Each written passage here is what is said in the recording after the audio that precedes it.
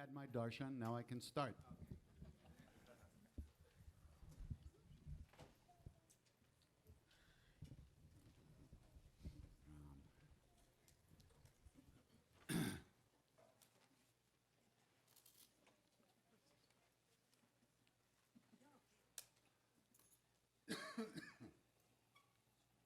So here we are. Hi.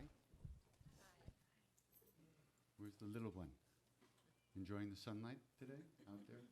That's not fair. The little one's so big I didn't recognize her.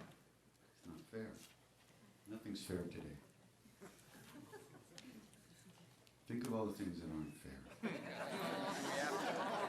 Right? Let's get really depressed to start to That's not fair.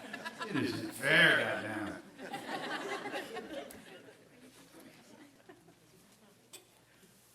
It really isn't fair, is it? What to do? So we're here. We got, how many weeks? We got today, this afternoon, we got tomorrow afternoon, and then, you don't really want to do Sunday morning, do you? That's not fair. Okay. Sunday morning too.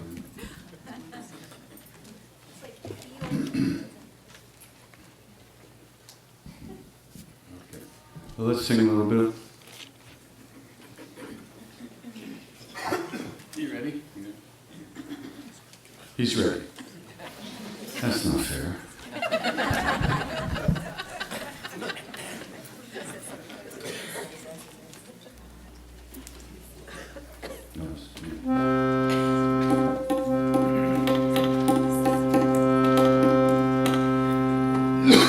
It's also not fair. I just finished my Cheerios 4 minutes ago. So that's not fair. I have to sing. The Cheerios floating in my stomach, undigested, along with raisins and bananas. Is that fair? No, I don't think so.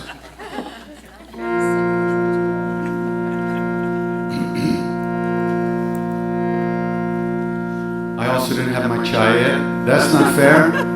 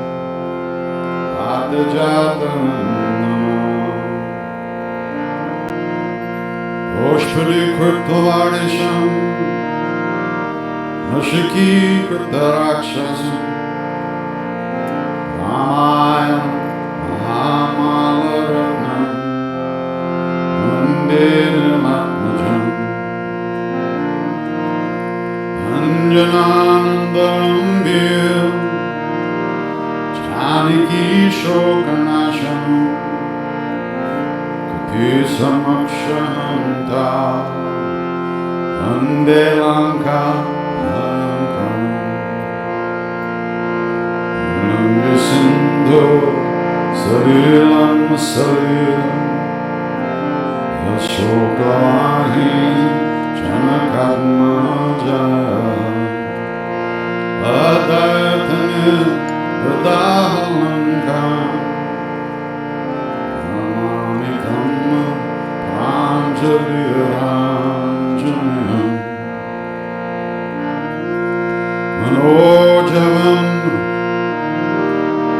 Marita Tulya Vegam Jitendriyam Buddhimadam Vadishtam Vatatmajam Vanartamukyam Shri Ramadutam Sharanam Prapadhe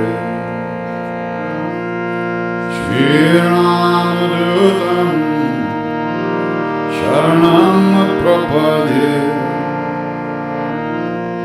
Shri Ramadutam Sharanam Prapadhe Shri Ramadutam Sharanam Prapadhe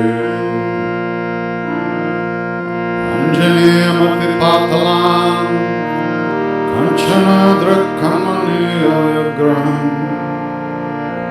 Parijataramulasanam Bhavayami Pavamaranam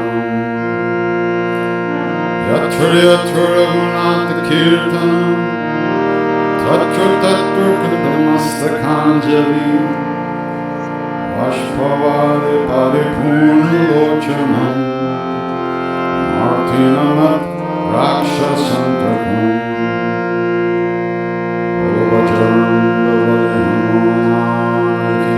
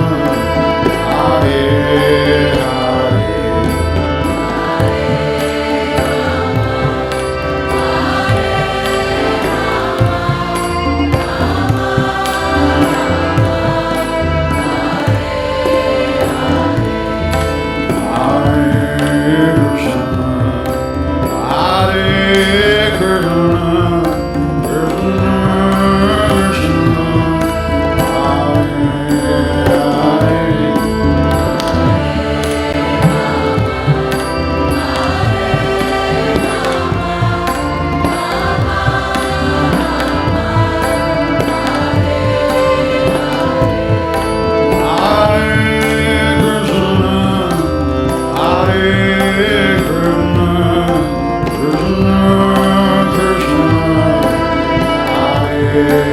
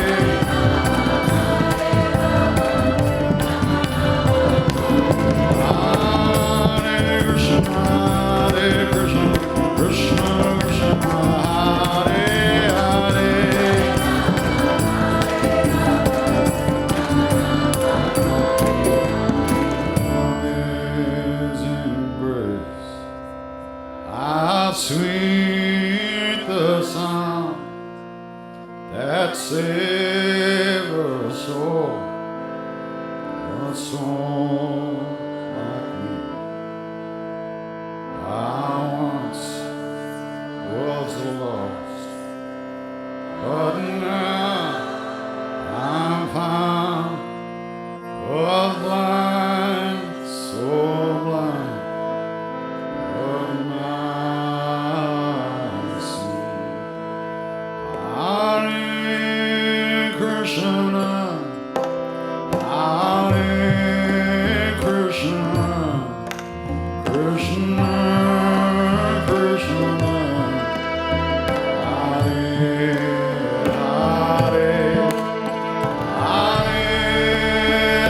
Rama,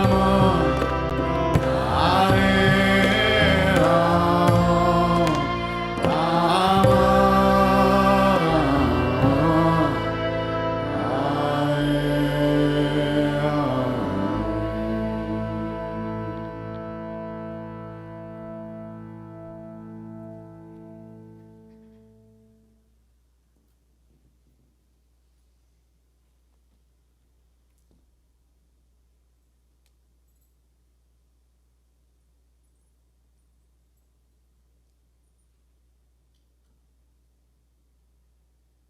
Hare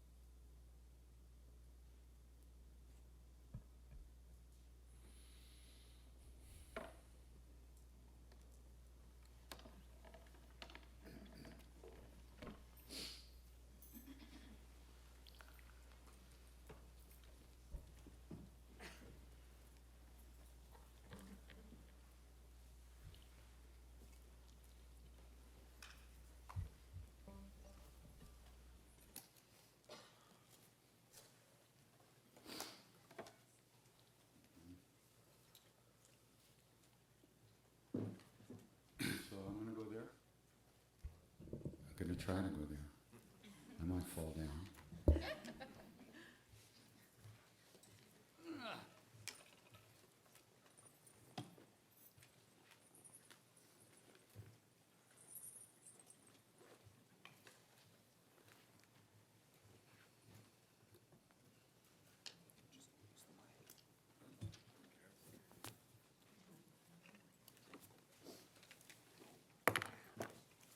Does that fit up here?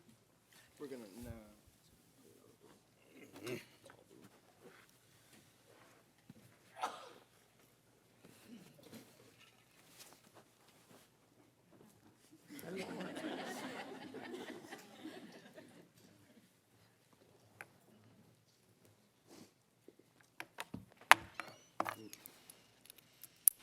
Can you reach my backpack? You can't reach it, can you?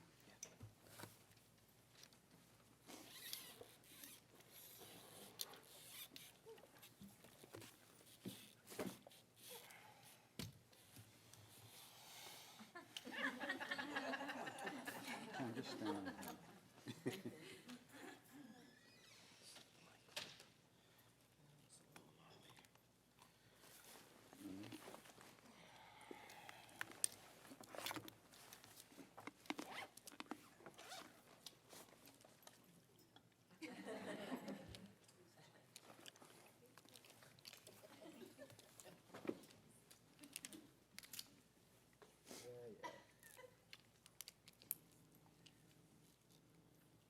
Think so? This was your idea. Nope.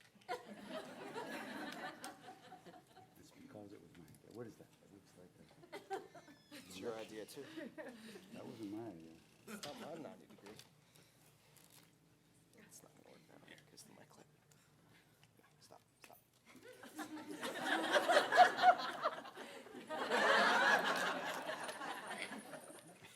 You got that? Oh yeah, that's not gonna work, is it? Oh, let's go back up there. Yeah, sure. I know that works. Touch anything. Right here. Like Ramdas goes.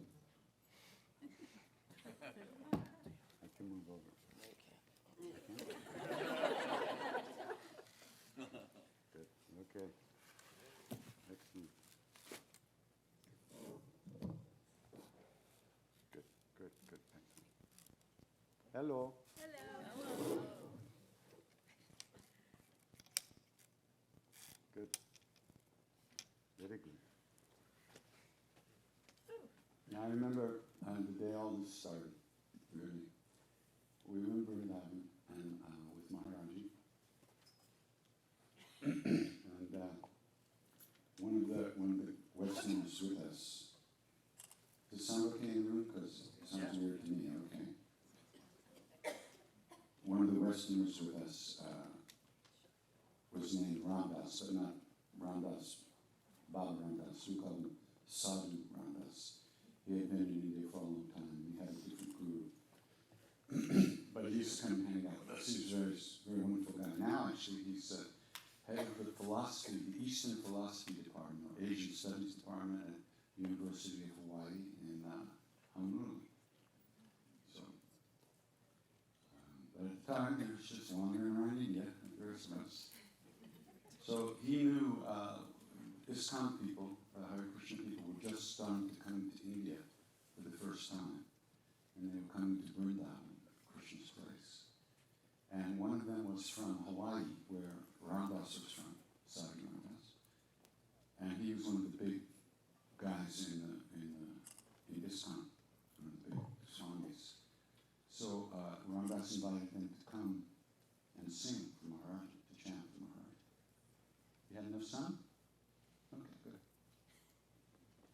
And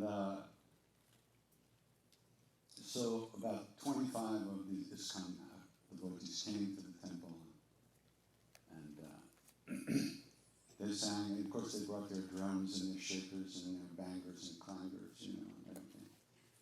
And they sang. It was great for a while, and then they left. Maharaj, when we sang to Maharaj, we just stood there and went, Shri Ram, Jai Ram, like we didn't have any, stuff. So as soon as they left, he reaches into his dhoti and he pulls out 50 rupees. He looks at me and he says, take this, go buy a drum. And here we are.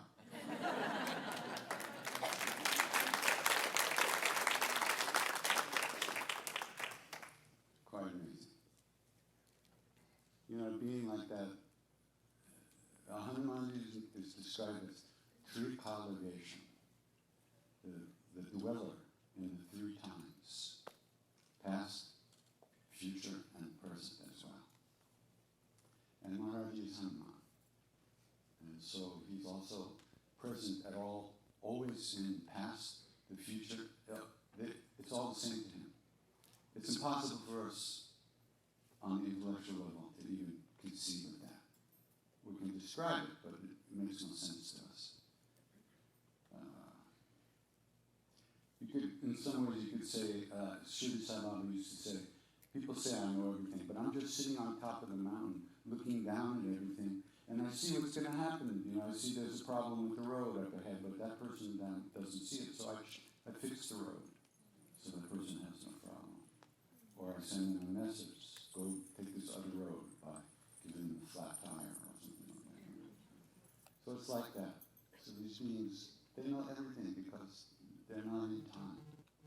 In the Bhagavad Gita, when Sri Krishna is showing Arjuna the universal form, in other words, the way it all is, the universe, the whole thing. One of the things that Arjuna sees, one of the things he sees is that Krishna says, I come as time. Krishna is time. So inside of time, there's no time.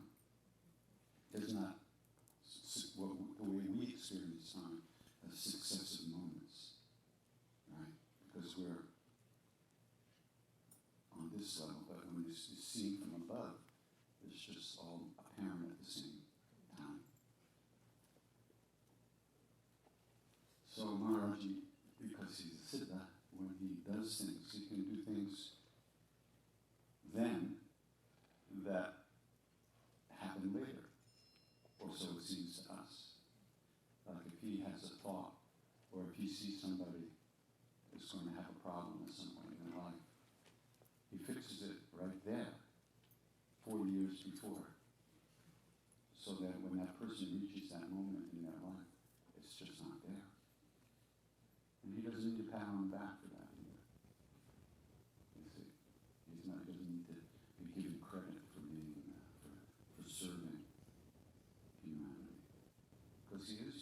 these great saints have become everything. All of us. We're just sparks of the same light, so to speak. Just like if you see the moon reflected in many different pools, right? You're in the field and there's, even just when there's like little pools, like if it's been a rain, you see the moon reflected in all those pools. It's the same light. Exactly the same light reflected. And depending on the quality of the water, the reflection might be a little different. A great saint, the quality of their reflectiveness is completely pure. There's no dirt, no stains, no ripples, no waves. And actually that's our own true nature as well.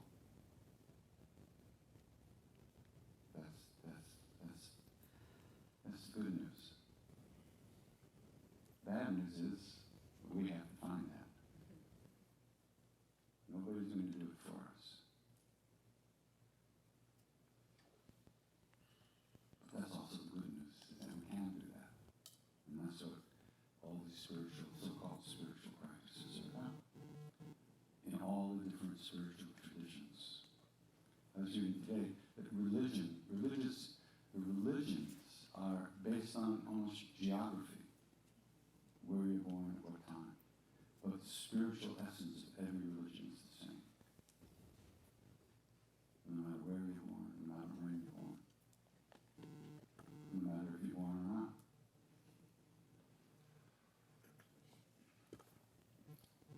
I don't like that Dada Goswami's not on the wall anymore.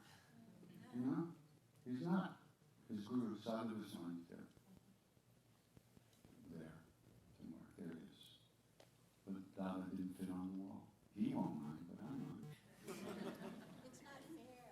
Huh? It's not fair. Right. Krishna Das, we're putting a whole new line of saints. Many of these saints we're bringing back to the dining room. So Okay. Going into the dining room? Yeah. Okay. Let's see. Yeah, pick the ones that like to eat.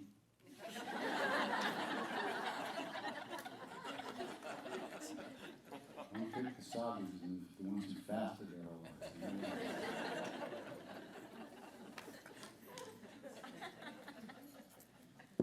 You see in Nandamai's picture there, we used to visit in Nandamai.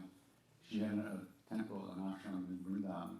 She's the third one in, next to Meher Baba and between Meher Baba and Sadhu Goswami. Yeah. She had an ashram in Vrindavan, which is about a mile away from Maharaj's place. So when Maharaj throws us out, we go see Ma. And we hear, that's where I heard her sing Jai Bhagavan, that song I sing. She sang that. And then we come back to the temple and Maharaj and say, you saw Ma? Did she feed you? No, I feed you.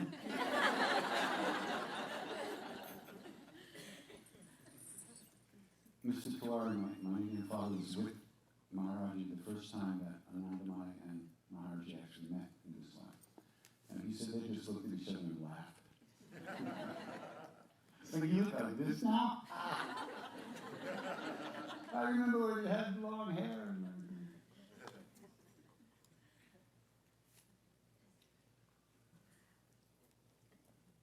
you know, we can't understand anything. It's quite extraordinary. Try to understand this stuff. I won't say it's a waste of time, like it's better than robbing and killing and, you know. Maybe not better than watching TV, but robbing. You really have to have your own direct experience of what this is all about. Really. I mean, we're all here together because of one reason. We have longing. We have longing for whatever. We don't even know what to call it. We might call it something. That might not be what it really is, but we have the longing. It's the longing that moves us forward on the path. It's the longing that forces us to find a deeper, more real love. A love that doesn't come and go.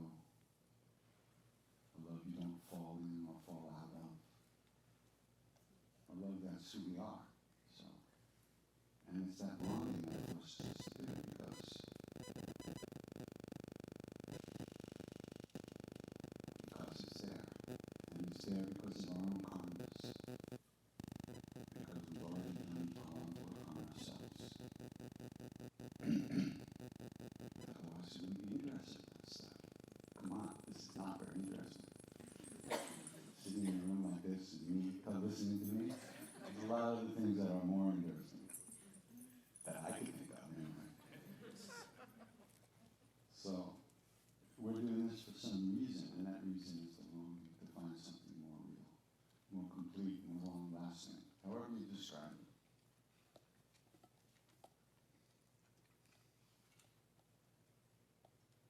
You can see it in many ways. But the one thing that qualifies us for this stuff is that we recognize the quality of unsatisfactoriness of our lives as they are. It's never quite enough. No matter how good it gets, it's only good for a short little moment. And then it's back to whatever it was before. In other words, we get lost in pleasure for a certain amount of time, but pleasure can't last. And nor can pain. Those are two opposites. They don't exist at the same time, but they go back and forth, back and forth. Pain, pleasure, shame, and fame, loss and gain. This is how we live our lives, like ping pong balls, from one emotion to the other, from one situation to the next. It's kind of out of control if you think about it. It's certainly out of our own control.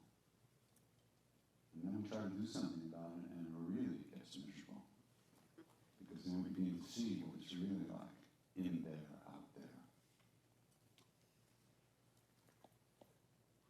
So, that's why we're here. We're here to practice together.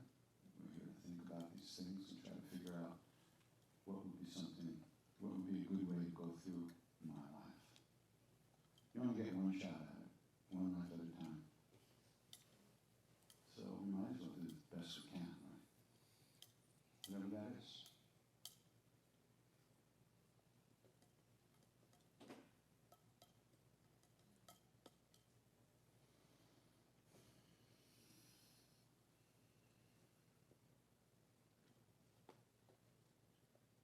And the thing is, there are beings that know what this is all about.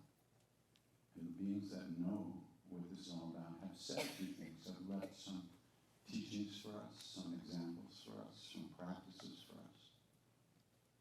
And we're not alone here. There's beings that have gone before us that have pointed out to us what we could do, what there is to do, and what we're looking for.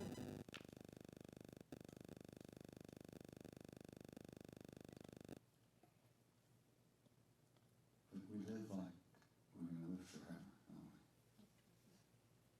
we? The ship is never going to hit the fan. Not realizing the fan is made of shit.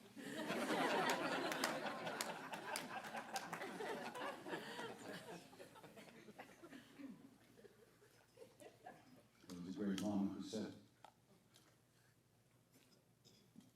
what most people call bliss is just a little less pain. It's very astute. People talk about bliss all the time. Everybody's talking about bliss. Like they know what it is. Right. Bliss is not just a little less pain. It's not a little anesthesia. Bliss is our true nature. It doesn't come, it doesn't go. It just goes as high up into the sky and down to the head, the netherworlds, and left and right, front and back. Everything is bliss all the time. But we don't experience that.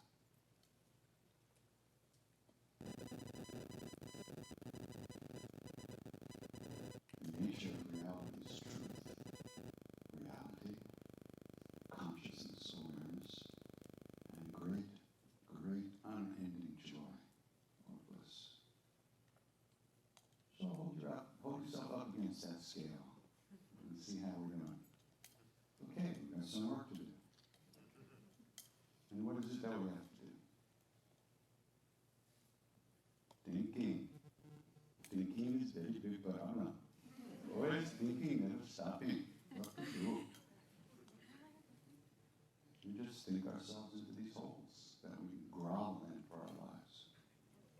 Oh, this is terrible. You should never get me up at this hour in the morning. Let it sleep like Kumbhakarna, the great demon. He slept for 6 months, and when they woke him, he ate everything he could see for miles around.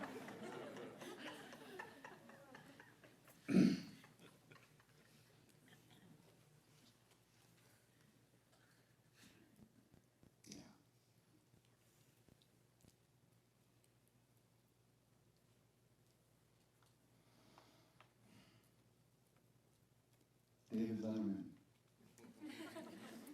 He retired. He's off the air. I never watched him. I hardly ever watched him, but the fact that he's not there really bothers me.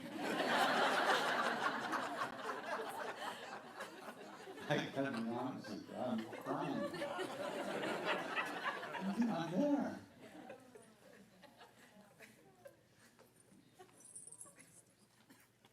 You gotta watch his last show, okay?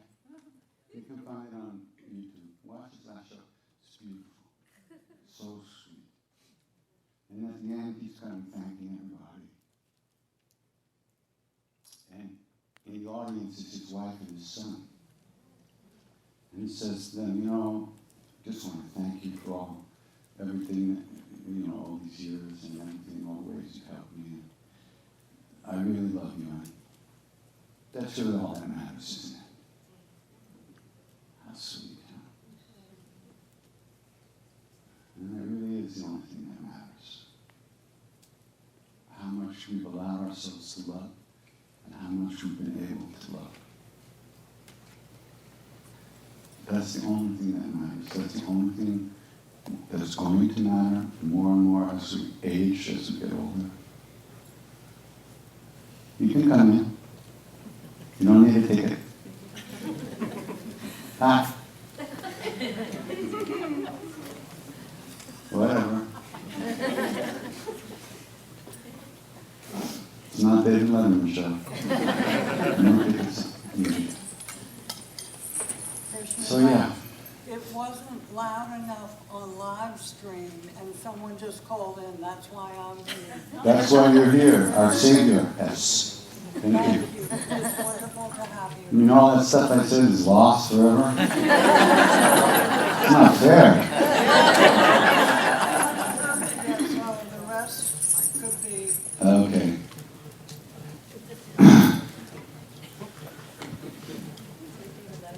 You see? Just not fair.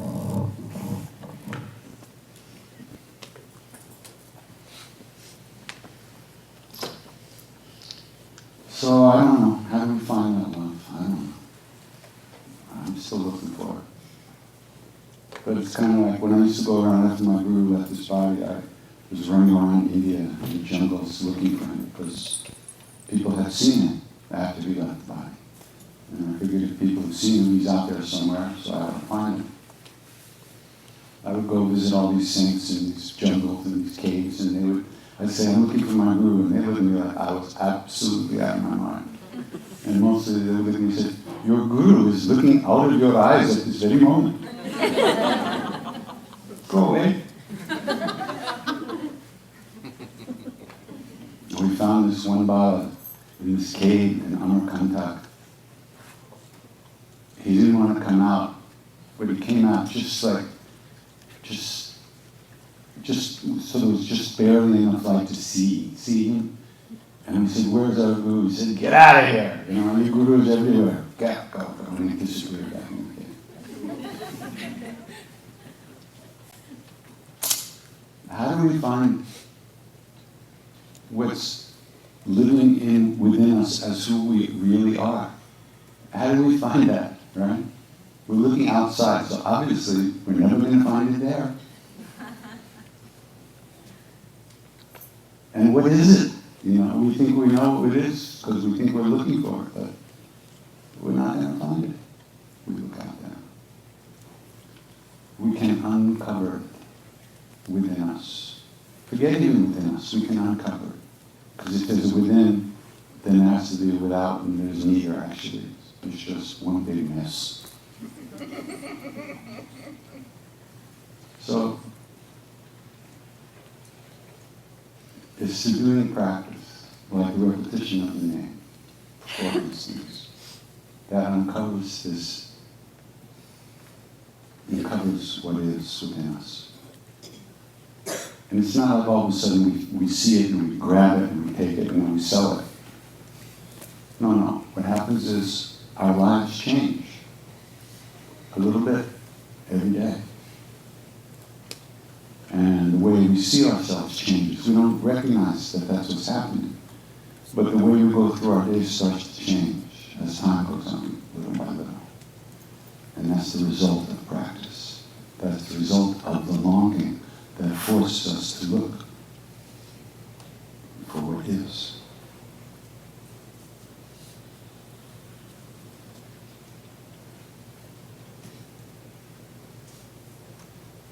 And we spend less and less time in heavier negative states of mind.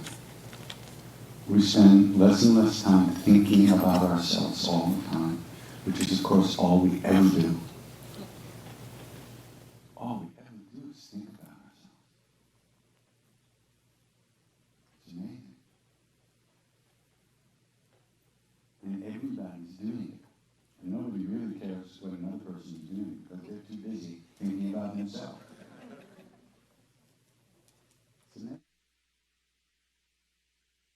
Is the car working right? How's the house? What's going on? Am I getting this? Am I getting that? What should I eat tonight? Should I have slept more last night so I wouldn't snore in the room today?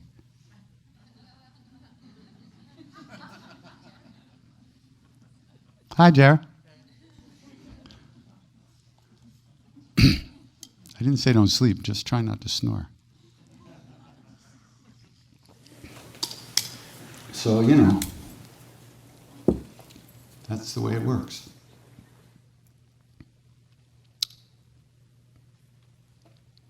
All right, questions and stuff like that? Anybody has anything to say?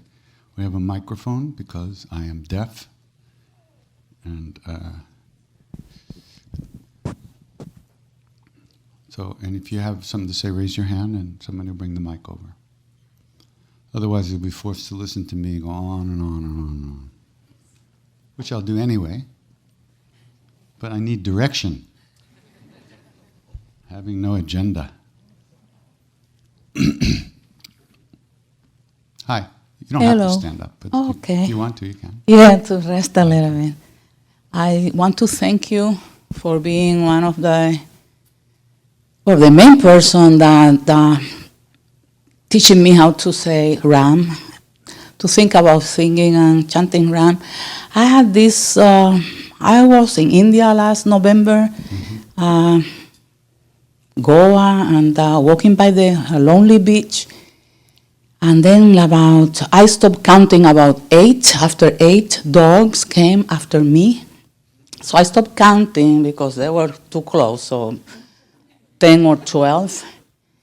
So I screamed for help. And the gentlemen that were holding me, passing by in the bathing suit, did not turn their heads. So very fast it happened. And I look at all these dogs showing me all these teeth. And then I knew I was like going to be beaten. And then I just say, look at the dog's eye, the main one, brown eyes. And then I hear myself saying, Ram, Ram, Ram, Ram. And then I felt water touching my heels. And then I start walking toward the sea. And that's how I stopped. The dogs just let me be. So I was so out of, the fear. I was not thinking, not even remember that, whatever it is, that I could do with the sea. So it was like such a gentle touch on my heels. And I walk, and then I keep walking by the water. The dogs let let me alone. So thanks to the coming here, I think that I was able, that came in my mind right there. I didn't think, I was so convinced that I was alone in the world and I was going to be devoured by dogs. Thank you very much. There's dogs everywhere. They just look different.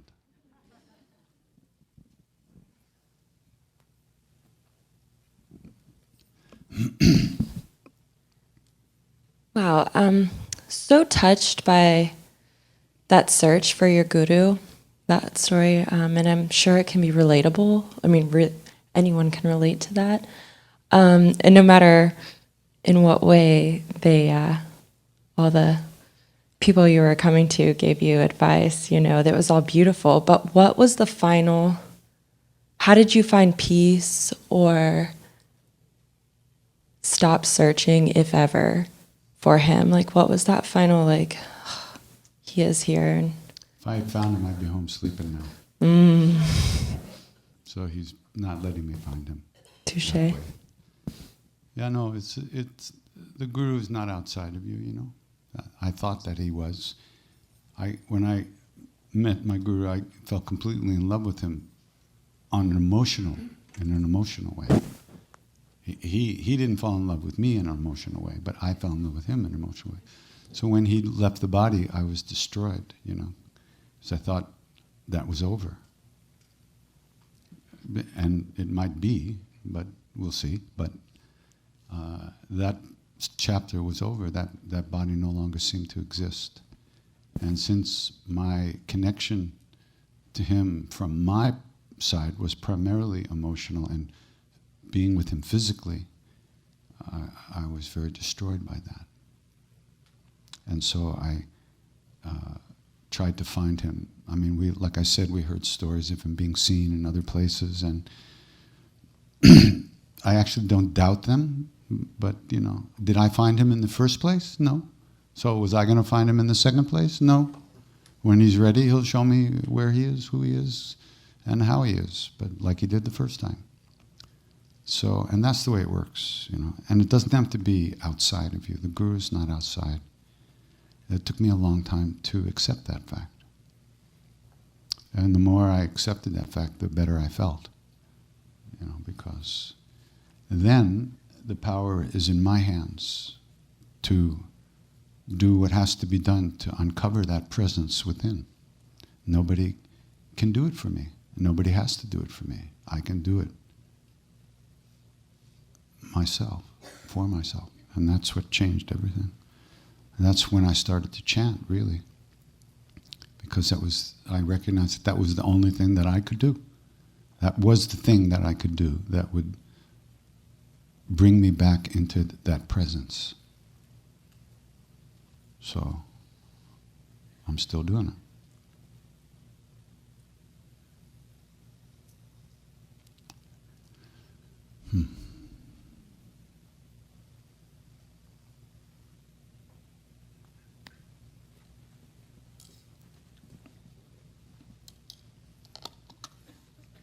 Thank you.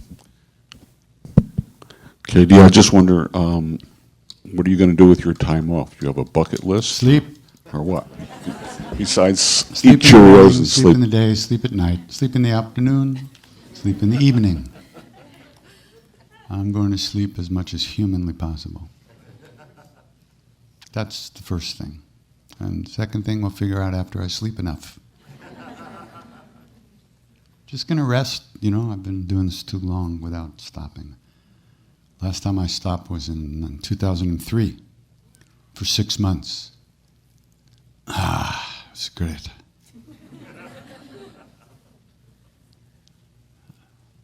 We didn't have streaming yet, and internet was not the same, so I bought the first 3 seasons of 24.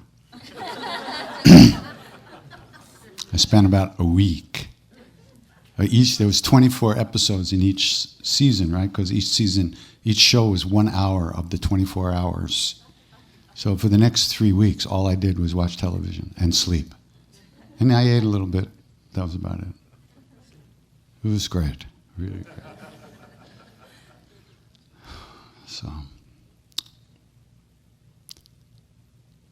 So I don't know what I'm going to do. Just chill. That's the nice thing, not having to know that I have to be somewhere in 36 hours or 2 weeks or, it's going to be nice.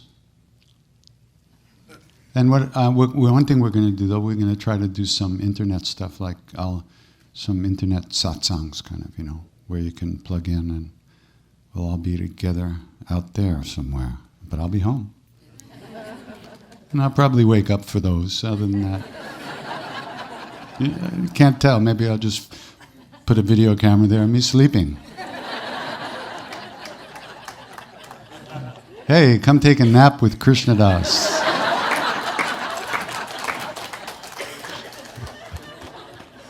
And then we can say we've slept together. And if you don't think I'm already in trouble, then I really will be.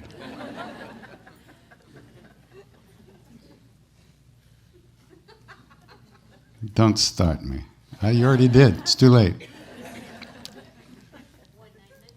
Huh? 1-900 Krishna. I couldn't hear her, luckily. She said 1-900 Krishna Das. Next victim. Over there. Are there particular chants that are associated in I'm your sorry? mind? Are there particular chants that are associated with particular frames of mind that you're in? How Might be. And what is the ultimate purpose of chanting it to you? Of chanting with me? Oh, it's pay my mortgage.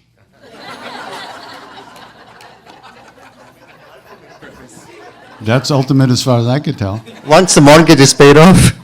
Chanting, ultimate of chanting is different, but you said with me. So if you're chanting with me, you're paying my mortgage. What else is there?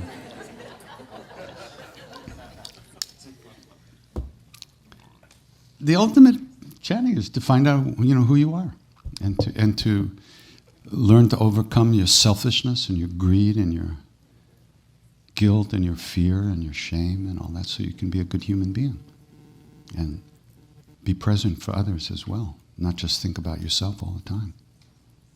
Recognize that we're all one, but actually have that experience. It's not here you have to have the experience. Your whole life has to change into that, where others are just as important to you as what you might call yourself. And yet you have to feed this body in order to take care of others, so you have to be feeding your own heart in some way in order to be able to do that. So that's what happens as time goes on. And then your own happiness isn't the biggest thing in your life anymore. It's irrelevant almost. Because the question doesn't arise anymore. Am I happy? How am I doing? Is this enough? It's just not, it doesn't come to you. It's not an issue anymore. And as a result, you are happy because you're not thinking about it. But you got to recognize you can't stop these thoughts. The thoughts that we're experiencing now, okay, these are results of our own past karmas. Like a storm out on the ocean 2 weeks ago. The waves are just reaching the shore now, right? And they keep coming, and they keep coming. As long as the energy of that storm that created those waves, it's been transmitted through these waves, right?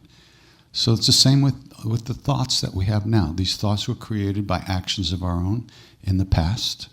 And if you believe or you accept that reincarnation, emotions about who we are and what we're actually even seeing out there and of ourselves are all the results of our own actions in previous lives as well. And there's no way to stop. You just can't go, okay, enough, break. It doesn't work. So we train ourselves to release the thoughts when we notice that we're identified with them. And how do we train ourselves? By repeating a mantra, or chanting, or watching our breaths, or doing some other so-called spiritual practice. They all involve paying attention. And if you're paying attention, then you can't be lost in thought. And if you're not lost in thought, then those thoughts are just, the waves just break over you and they disappear on the shore, never to come again. And if we allow the waves to just go through us and not fight against them or react or hold on to them or cling to them or push them away or get afraid or get desirous of them, then they just dissipate. But if we add our energy to it by any one of those actions, it just increases and makes more waves. That will continue to come. So that's the beauty of it. Right now is the moment. This is it, where we have full ability to really get here. Not later, not yesterday, now. All we have to do is look and start releasing these thoughts one by one. As soon as you notice you're not paying attention, you come back. Actually, it's even more subtle than that. By the time you notice you're not paying attention, you're already back. Otherwise, you wouldn't have noticed. So at that moment, what do? Wait for another thought to take you away again? No. That's the moment you come back. You dedicate yourself again in that second to the chanting or to the practice that you're doing. And you stay with it for as long as you can. It might be a billionth of a second, if you're lucky. If you've really been practicing for a long time. And then you notice again, oh shit, that's also a thought. And you just come back. You don't think about it, you don't evaluate, you don't put yourself down, because those are just more thoughts. None is worse than another or better than another. It's just thought. Come back. And this is when we can do it, now. Not later. Not yesterday. Tomorrow, it'll be now for us then. And that will be the moment we can do it then, if we're here tomorrow. If there is a tomorrow. Right now, there's now. That's all we know. But we don't even really know that because we're lost in thoughts. Interesting. So, this is the moment when we can really take care of ourselves, really change the course of the way those waves break and the way we create more waves right now. But you might notice that you're sitting here, you're pretending to meditate and nothing's happening. That's good. You notice that. Really. Mostly you don't notice. You're here because you've all noticed something. The ones who haven't noticed are right now grilling up some cow and drinking beer. That's what they do this weekend in America. We celebrate the death of our beloved brothers and sisters who have died in the war by eating cows and drinking beer. How wonderful.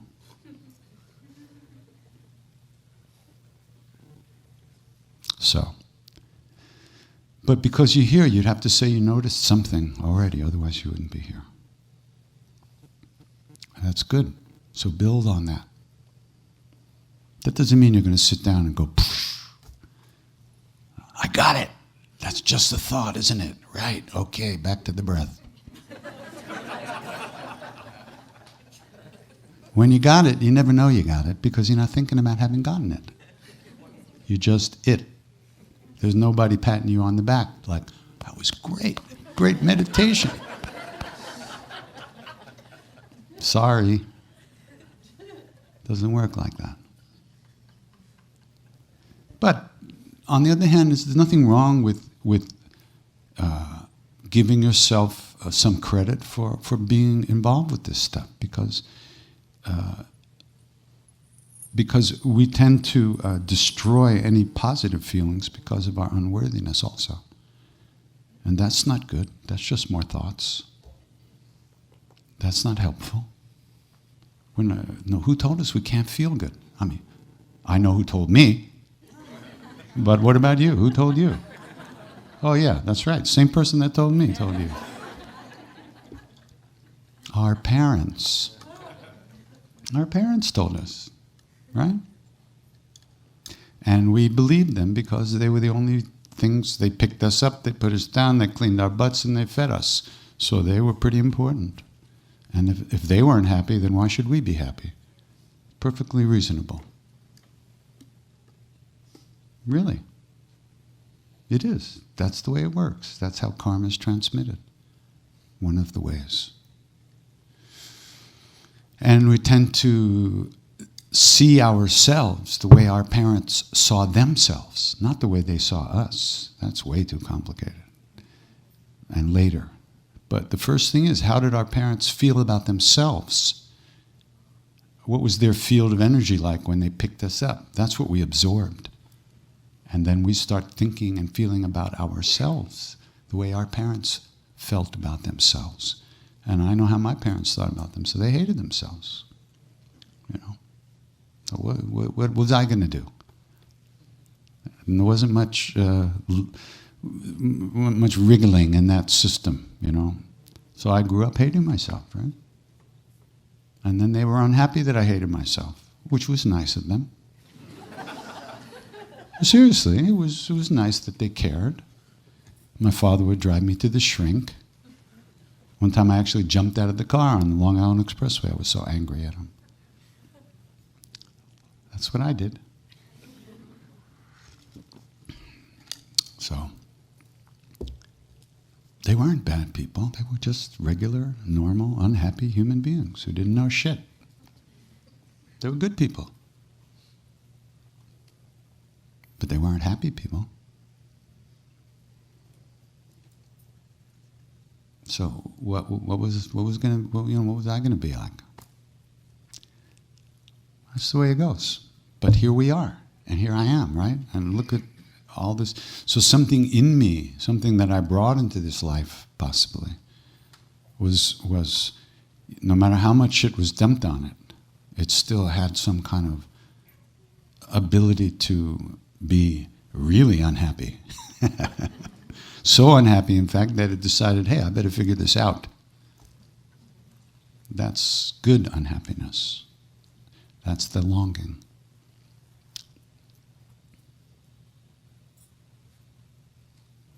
So,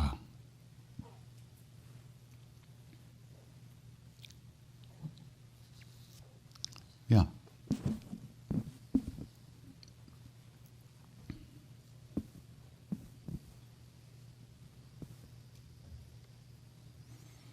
Hi. Hey. Katie, I have a confession to make. Hold on, let me put on Are you the ready? proper clothes. You know. Good. I don't have a rosary, I'm sorry. I just spent 4 months, just about all of my waking hours, managing a political campaign, a local political campaign. And in the course of this, I stopped doing all my practices. You thought that would help? Yeah, right, exactly. I was so focused on this, stopped doing my practices. I dedicated every waking hour to this, bought into my candidate's fears, put aside everything, just became totally attached to the results. I did everything wrong. No, I was right. It was good. And so I just wanted to give you a chance to chastise me for this. It was nice you kept breathing. Yeah, I did. Yeah. That was good. Yeah, but I mean, how do you keep from doing that kind of stuff? I mean, I've been doing this for 35 years, trying to meditate, trying to do the practices. Clearly, it's not taking. So where do you go from here? That's not clear to me. Why is it clear to you? Well, because of what I just did. Oh, because of your self-hatred, right? Okay. Is that what it comes down to? That's clear to me. I think it's beautiful. You ran into some karma and you lived through it. That's wonderful. I think it's great. You probably won't do it again.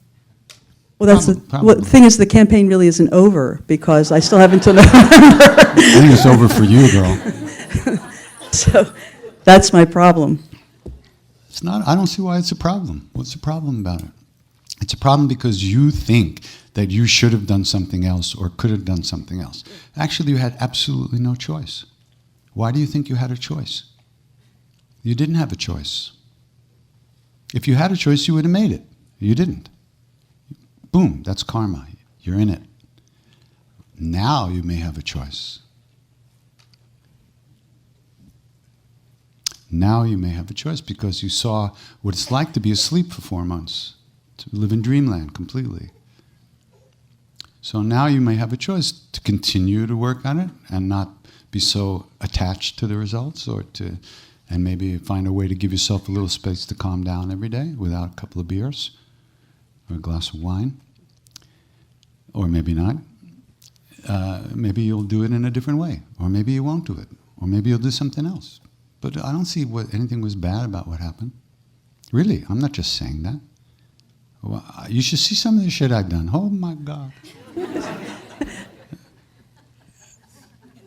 Yeah, but you do that kind of stuff when you're young. Let me just say the Chance of a Lifetime is the PG version. It has PG stamped on it. Right, but that's when you're young and foolish. You know, at this point in my life, I should know better. Young and foolish is the same as old and foolish. No difference. What are the lessons here? I mean, you're here. What's the goddamn lesson? Is it a mystery? You're here. You're thinking about it. You're observing it. You're experiencing it. You're feeling the suffering involved in it. That's beautiful. That's wonderful. That's fantastic. You're not still out there. You're here. That's a big thing. Why did you come? Get out of here. Go back to the campaign.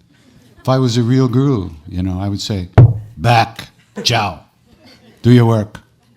Until you're not fooled by it anymore.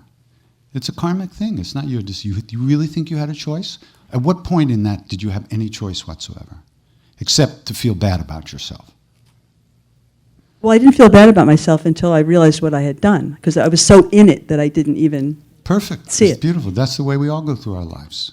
Maybe not quite so dramatically with a 4-month-long dream or nightmare, as the case may be. That's the way everybody goes.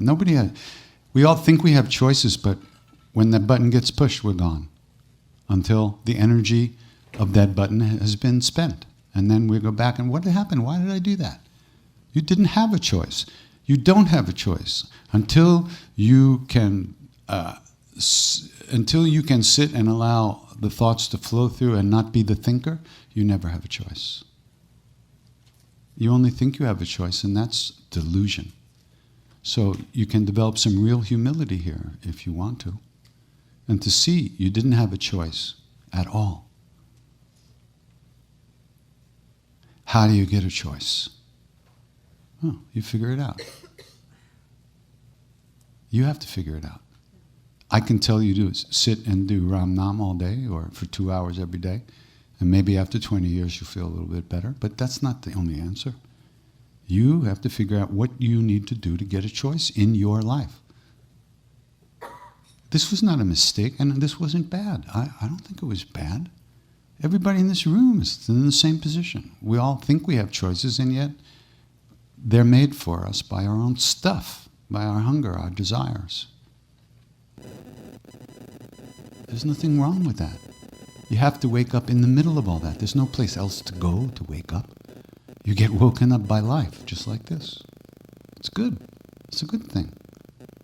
So the big note that I have on my mirror in my bedroom that says, step away from the karma, doesn't count. Yeah, if you could see the one who's seeing, the one who wrote the note, the one who's reading the note, the one who's thinking maybe I should do that, but I can't do that, that's all karma. There's no stepping away from karma. You are the karma. Who you think you are, the world you see, everything you think, feel, imagine, this is all karma. You don't step away from karma. Every thought is karma. How do you get a vote? Who are you going to vote for? I voted for her. We'll see. Good luck. Yeah, thanks. Let me know how it goes when we get here next year. Oh, I won't be here next year. Shut up.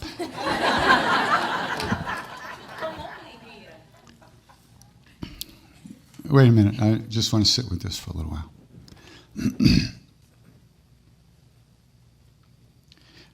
I did all the bad stuff I did after being with Maharaji.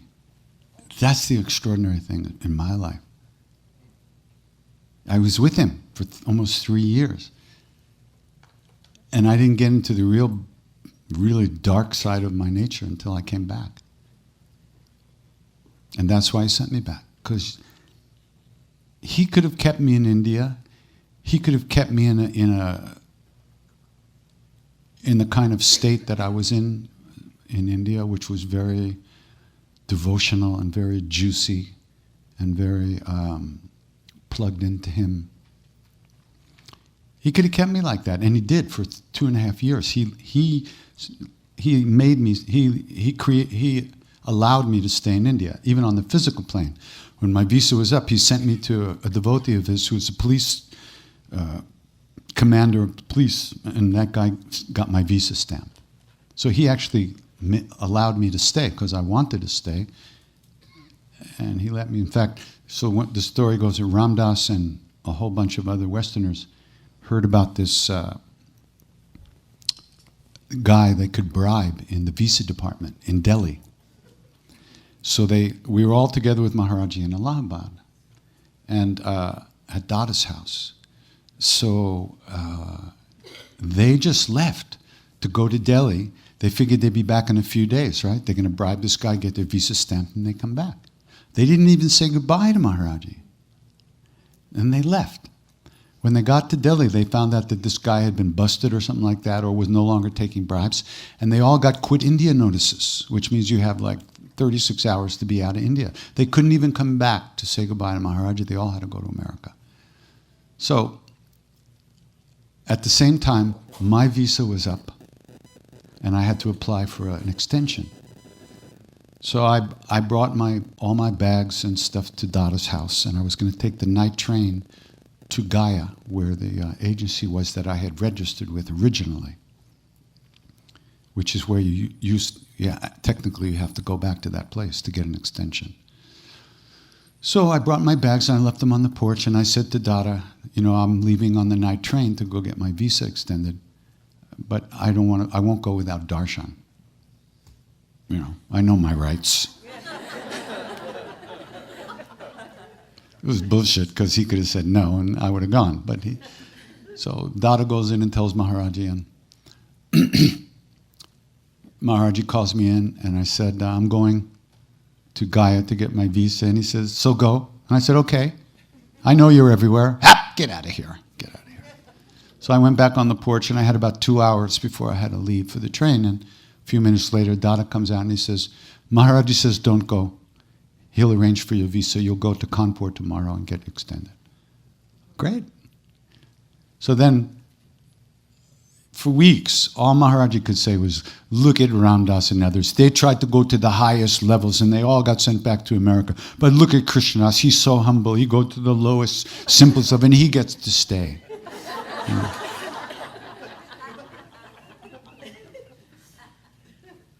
Right. If I could have gone with them, I would have, but I had to go to Gaya, so I could, and he knew, but he played. So, I don't remember where I was going with all this, but I didn't know where I was going in the first place. Your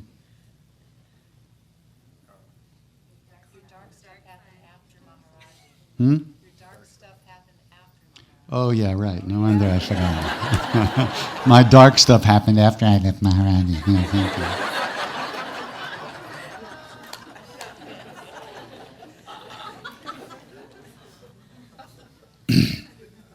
So he sent me back. So a year later now, from this point on, he looked at me and he said, when's your visa up? I said, March 3rd. Okay, you go back to America. This was our Christmas time. And I said, Baba, I'm just learning Hindi. Too bad. You have attachment there. You have to go back. So, like I said, he could have kept me there, and he did keep me there as long as he wanted me there. He kept me. And I was, in my happiness, I was unhappy, and in my unhappiness, I was happy. It was okay. I loved being in India. I felt Indian. I wanted to, I had planned never to go back to America when I left the States. But he knew what I had to do in order to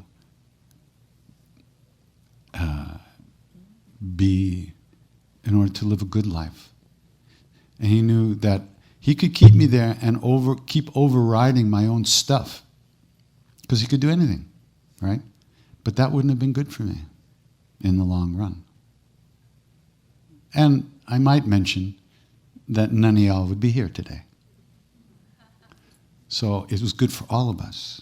And he knew that. And he did what he did, not just for me and not just for you, but he did because it was the right thing to do. It was the best thing to do. Sometimes it didn't look that way.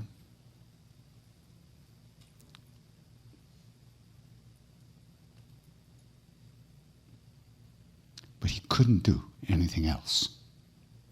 Everything he did, because he was a perfected being, everything these beings do is for the best of everyone involved.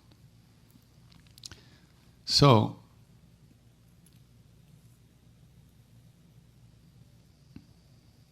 what's the big deal, right? What's the big deal? It's not such a big deal. Is it? You still here? What's the big deal? You had fun? So? It wasn't enough? Right? Never going to be enough? Right? Guess what? That's the way it is. Congratulations.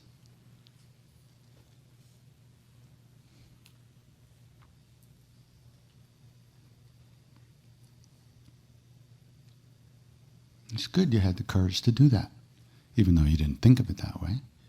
Most people won't do it. They'd be too afraid. And then they never get through shit. That's why you need courage, to go after the things you want. You wanted this. You did it. That's fantastic. Really.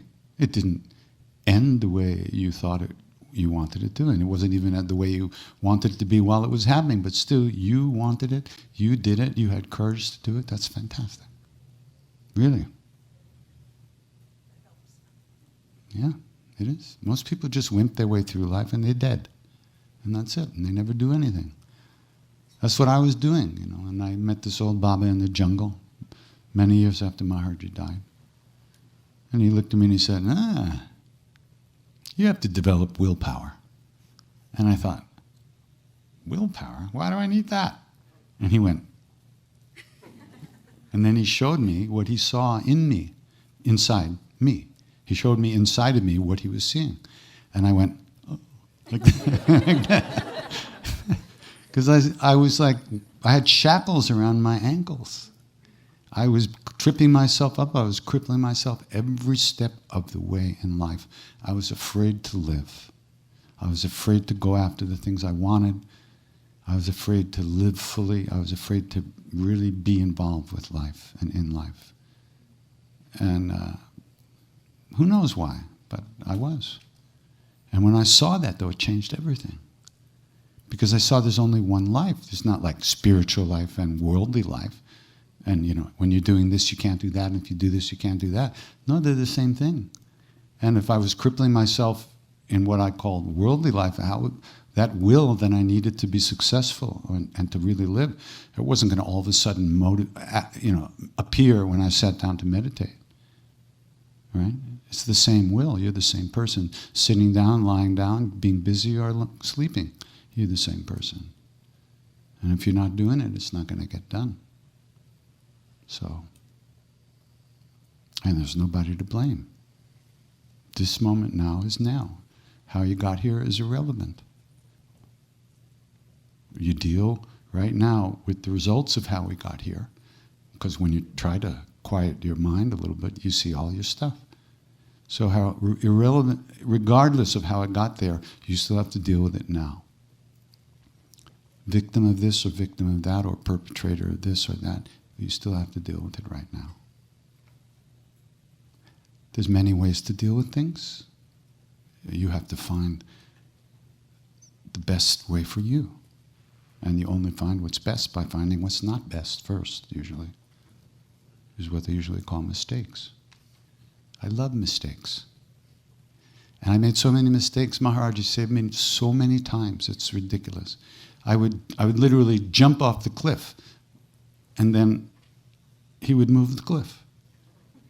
And I would land on my ass, you know, instead of 4,000 feet below on the rocks. He did that all the time. but I finally learned that maybe you shouldn't jump off a cliff. Maybe, if you have a choice, which I didn't, which is why I was jumping.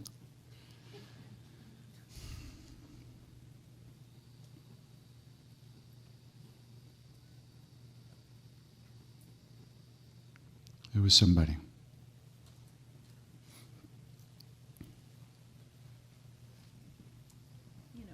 Hi. Hi. I think I'm in a weird spot, like dark night of the soul. Do you have any? Yogaville. About as weird as it gets. That's why we love it. It's just like us. Yes. Go ahead. Do you have any knowledge of that? Turn a light on if it's dark. That's what you do.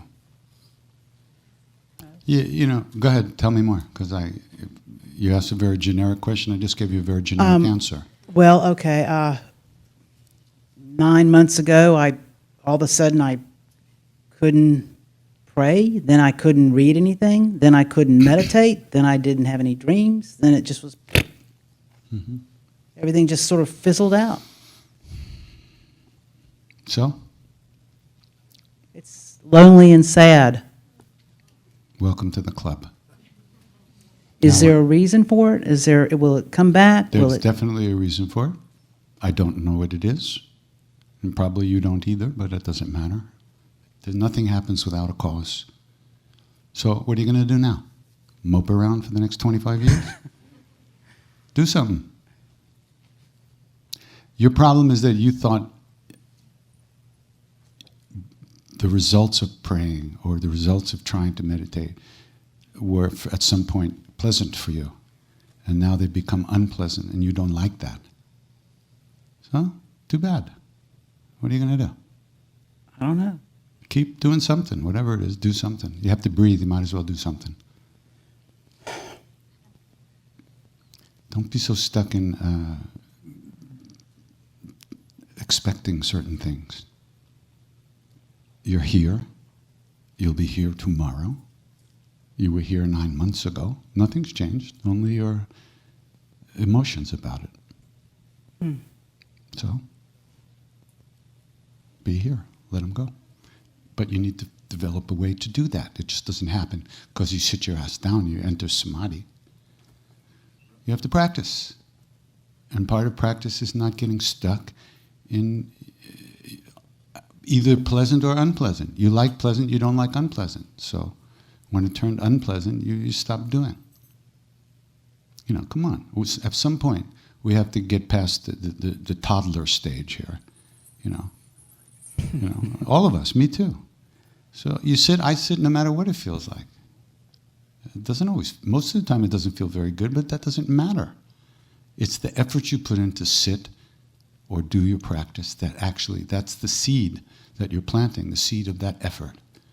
The result of that effort has nothing to do with you at all. You just, I'm going to pay attention for the next half an hour. Okay, now I'm going to pay attention for the next 29 minutes and 49 seconds. Okay, now I'm going to pay attention for the next 29 minutes and 43 seconds. Okay, now that's what you do. That's the effort you make. And then the amount of time you actually are present will grow as time goes on. It isn't about how you feel. Not at all. It's not about you at all. Your you is the problem. You know, and how you feel is all part of your you. You know, your you and my me. Your you, my me. I thank you. Well, yeah. I say you're welcome. Thank you. But that's the thing, you just do it, you know. So it doesn't feel the way you thought it should feel. That's just the way you thought it should feel. Based on what? Your spiritual experience? The years you spent in the jungle meditating in this life? I don't think so. Right? So it's good. You just got stuck in a you know, kind of a negative flow. So, next. It'll come back. Next time.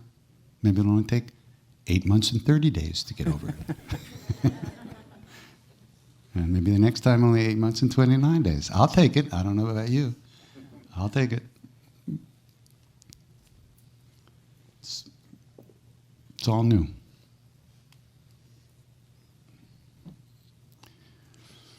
Somebody over there. Yeah.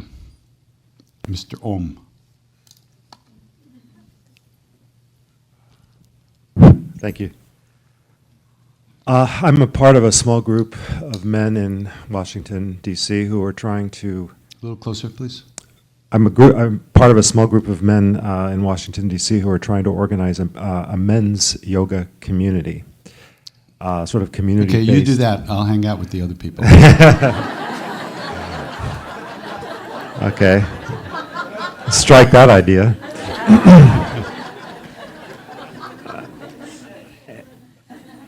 It's very much in the early stages, but what I'm noticing is Yeah, men usually are. That's the whole idea. So I'm putting this effort out, organizing meetings, cooking food. Very masculine of you.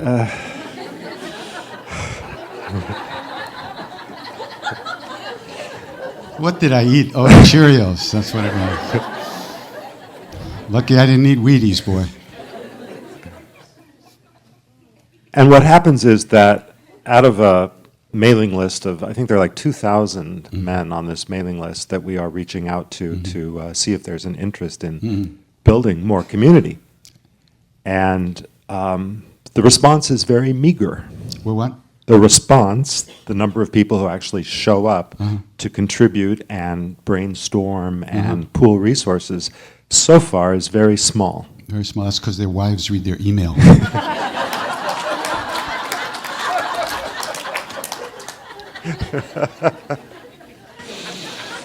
There is a question at the end of this. Why didn't I could do the Late Show, right? What do they need Letterman for? He's a gone.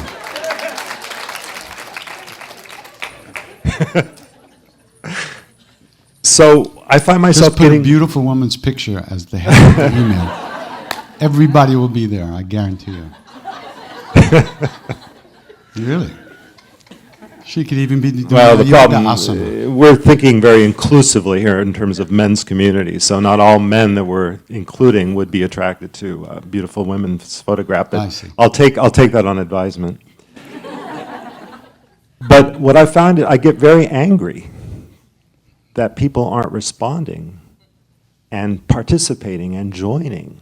And the way you want them to. Exactly. I would be angry too if I was you. And I feel that if I continue to feel anger, I'm going to drive away anyone that would have been interested in the first place. So why don't you advertise for anger management for me? You'll get everybody will be coming. It'll be fantastic. All the guys who are angry at you for trying to get them to come to this in the first place will be there.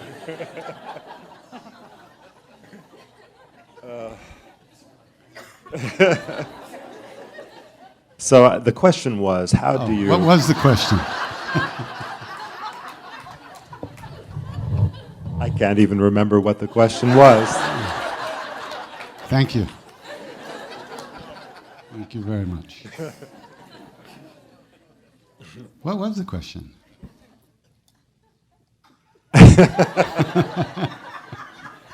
Just out of curiosity, I have no idea what it was. I think it's a question about service. I see this as what I can do for service. Right. And yet I find myself angry that those who I want to reach out to are not responding to my desire to serve them. Need I say more? How do you serve without feeling so attached to the fruits of your service? That's like asking God how he became God, how she became God. That's the whole thing right there. That's what Krishna says in the Gita. That's the last teaching he gives, basically.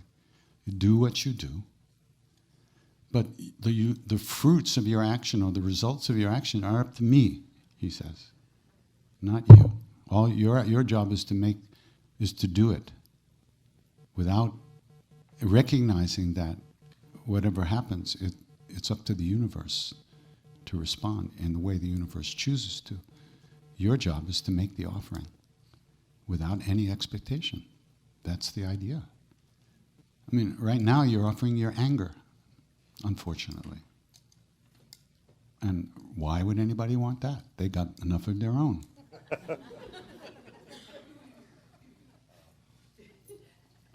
So,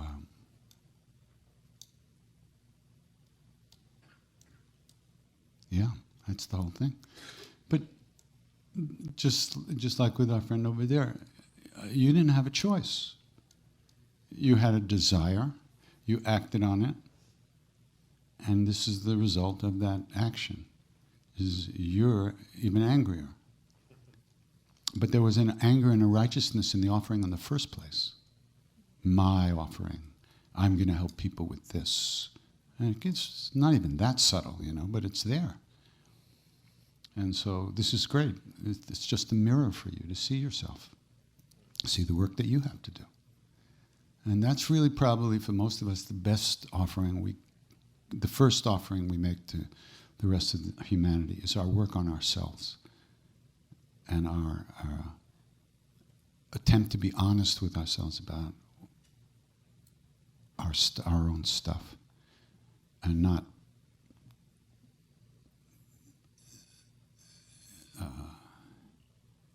imagine that we could put food in someone else's mouth that we don't even have to offer.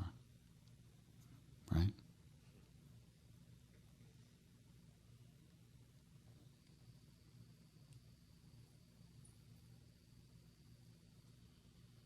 It's good. It's a good lesson.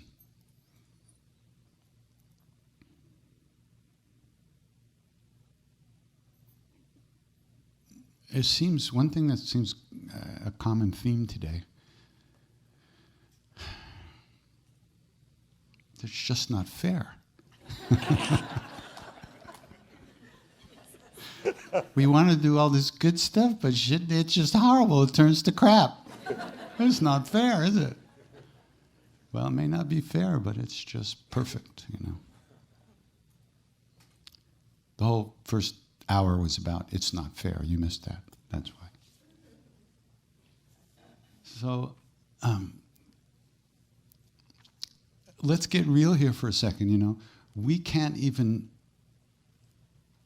be present for a billionth of a second. And what do we think we're going to do for somebody else? Come on. Right. Really? Huh? Yeah, okay. You don't have to, you can step over the person sleeping in the street. You don't have to kick him. That's something. But really, we have no control of our own mind, our own thoughts, our own actions. What are we going to do for somebody else? Whatever we can is the answer. But what that is we have to be honest with ourselves about. Certain things we can do, certain things we can't do. What we can do, we will do. And we should do. What we can't do, we should realize what that is and why that is. For instance, just with me, if I wasn't singing to save my ass, you would not be singing to save your asses. It would be entertainment. And we'd have a nice time, and then we'd go home and kick the dog. Now we might trip while we're trying to kick the dog and get saved from that karma because of the way we chanted. That's how it works. So I'm just saying that's kind of the way it is.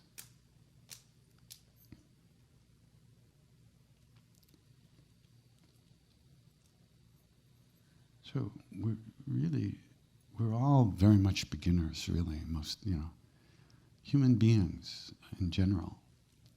We're not even good human beings yet. We're not even people who are really caring about others.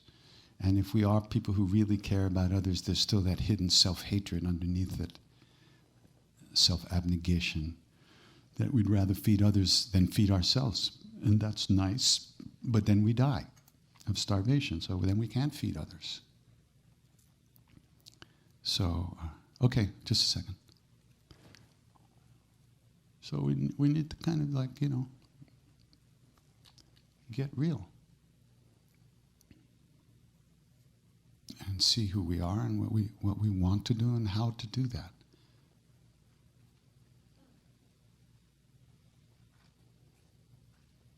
How long does this go on?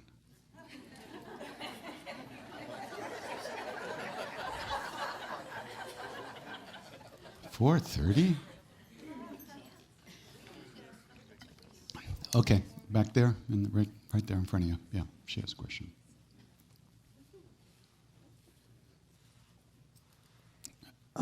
I was there when Swami Satchidananda asked you to come here every year. He actually, it wasn't really a question. No, it was an order. I'm very aware of that. It was more like, you will, and you took a little while, and you said, yes, Swamiji. Yeah. If it would not hurt your physical body, I would like to ask you to come back next year. Just come to one place, here.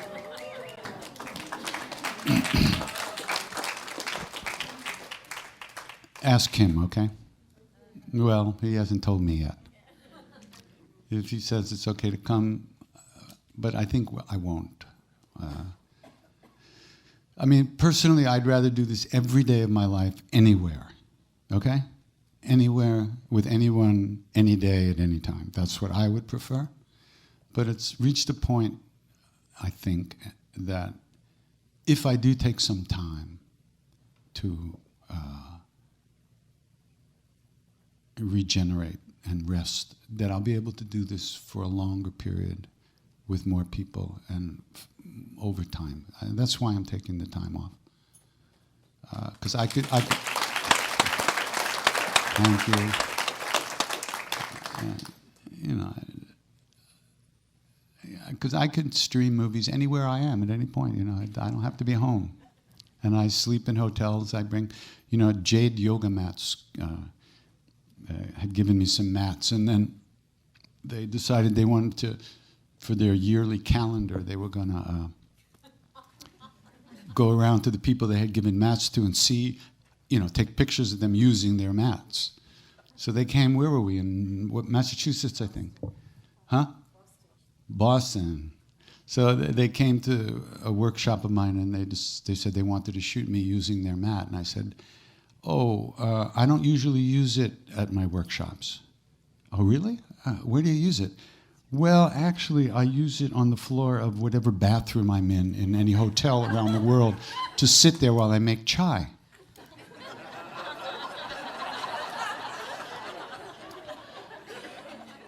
I went, oh. So we dragged a mat that they had brought into the bathroom of this place we were in, and they took pictures of me making chai on the floor of the bathroom. But then they asked if they could also take a picture of me sitting on the mat and singing. I said, okay, and that's the one they used.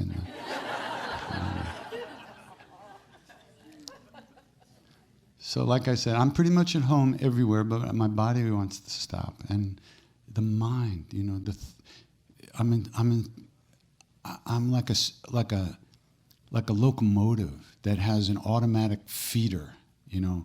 Your locomotives work on steam, and they throw coal into the furnace, and the steam's generated, and then the pressure pushes that locomotive forward on the track. I've got this automatic feeder, and it just keeps feeding the coal, but the tires, the wheels of the locomotive are like worn down, you know. They got to be replaced. They need some time to be replaced. The engine's going to hopefully keep running for a long enough time, but it's just the rest of it's worn out. So I started doing this when I was 47, touring like this. Most people start when they're like 18, you know, and have still a little testosterone left. I started at 47. Now I'm like 190, and it's like, how did this happen? You know, it was just like. So I will come back, but I really think that it's time to kind of take a break. But thank you for that. I appreciate it.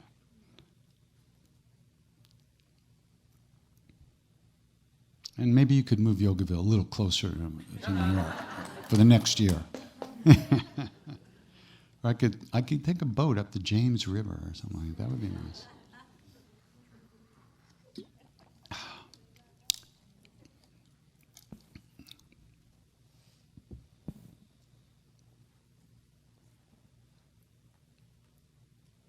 Well, in a note of compassion, Krishna Das, for your sharing, I want to share with you a very short story of my family trying to cross New York City in a big rush hour, I think it was 4th of July, something. And we were killing each other. You know, New York, George Washington Bridge. Yes, George Washington Bridge, when you're like, oh my God, it's gonna take 3 hours to cross that. So I was the weirder of the family, so I popped your chant. And my husband and my daughter said, if we can just keep singing with you, me, maybe, and that was the miracle of our family. Because after that, it became a family, one of our best moments, one of our best memories. Wasn't that the day the George Washington Bridge kind of... The beautiful part of that is that 5 years ago, or 4 years ago, I don't know anymore, my daughter turned 21 and she came to see you. And she's right there. Where is she? Hey. How you doing? And I never came to see anybody that I really love. I'm just too lazy to drive. But I'm very honored that today you are here and I came because she's moving to California. It's another big story. And it's our last year on the road. So I'm so honored. I'm coming back. So I just want to thank you for... It's Letterman that retired, not me. I'm just taking a break. So I want to thank you for that. You're welcome. Thank you. For that. Yeah, even just like David, now I'm doing this kind of repetitive motions like he does. I miss David Letterman. Don't you? Like I said, just the fact he's not there. I didn't watch hardly ever. But he was there always. Now he's not there. It's like, wow. That's the way I'm feeling right now. The gift of coming here on your last presentation at Yogaville for now. You live near New York? Yeah.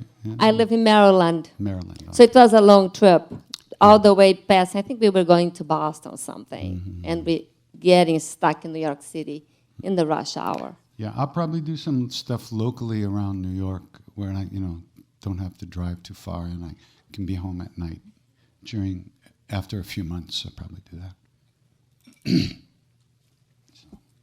I also want to acknowledge your devotion to Hanuma. To Baba Hanuma. Hanuman, yes. It was, for me, who has been very gifted in my spiritual path, a kind of osmosis through your CDs. That devotion really, really touched my heart. So I can really feel that quality of doesn't matter what, I'll do it. Doesn't matter what. And that's what is so beautiful in you. Swami said, come every year, and you are here. So that sense of obedience, it is totally incredible. Thank you for role modeling that for me. Thank you. Yeah, until your heart is touched, it's really, you don't have a sense of direction, It's really the main thing that we need to cultivate is that kind of heart connection with whatever it is that inspires you.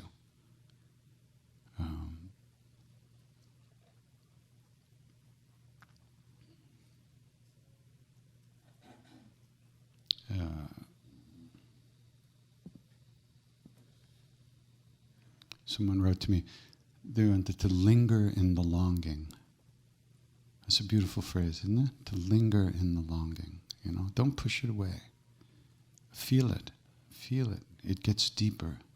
It itself is the flow of love.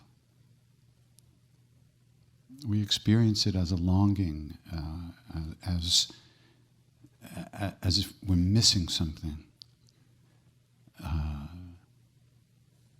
And that missing fills us so completely at times that you can't miss it. And that's what it's all about. It has to be feeling. You can't think yourself into this stuff. It just does not work. Because thoughts themselves are the prison, Thoughts themselves, no matter how clear something might appear to us in our thoughts, it doesn't last. It's just like a kid playing with blocks and building a big structure. And mama comes in, time to go to bed. You have to wake up and do it again. So the thoughts aren't enough. But the feelings that come from connecting to something deeply are very different. They're very different. And Maharaj used to say all this stuff, One time, somebody was doing some asana practice and some meditation. He said, "Oh, these people don't need that, these Westerners." He said, "They can get everything through devotion, with devotion." And I used to think, what's he talking about? Who's he fooling? But I think he wasn't lying. It's just that devotion, it gets in this culture, it gets such a weird spin, as if it's a romantic love kind of thing. But it isn't. Devotion is not an emotion, although the emotions kind of get activated when your heart is touched by something deeper than an emotion.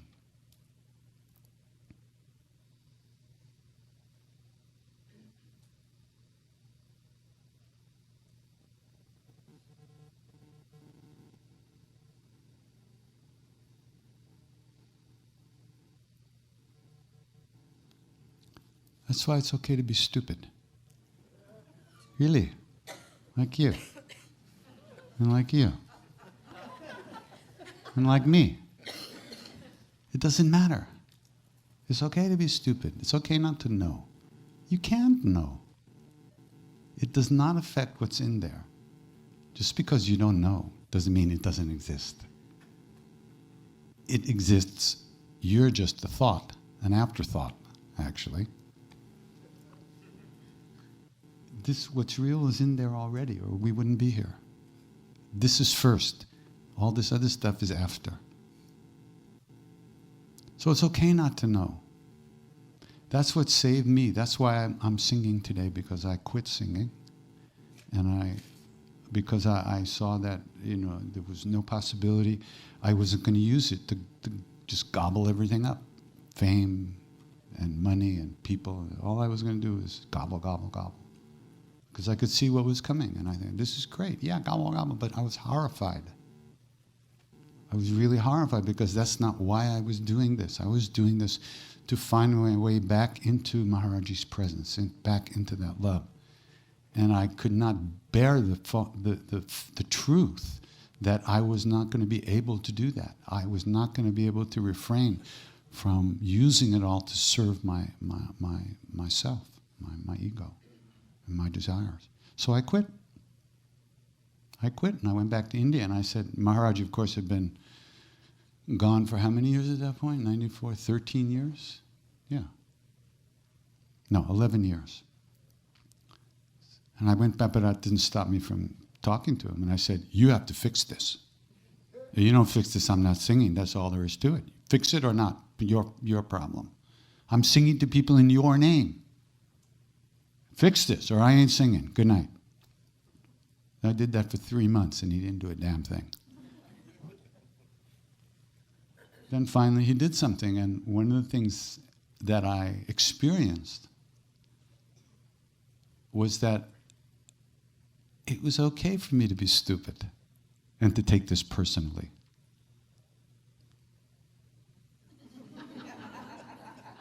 See how I sit up straighter? It was okay because it didn't matter. It did not matter because what was real was this. And even if I thought it was about me, it wasn't. That's what saved me. It was the expression of what freed me to come back and sing. You don't understand? You look like you're having a hard time digesting all my bullshit. You okay? No, not you, her. Not you. She knows who I'm talking to. Don't be too careful. Relax. Take it easy. We got 3 days of this. And you ain't going anywhere.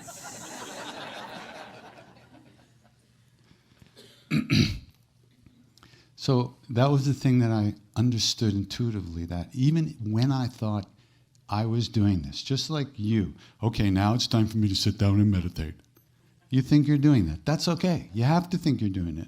Otherwise, nothing will get done.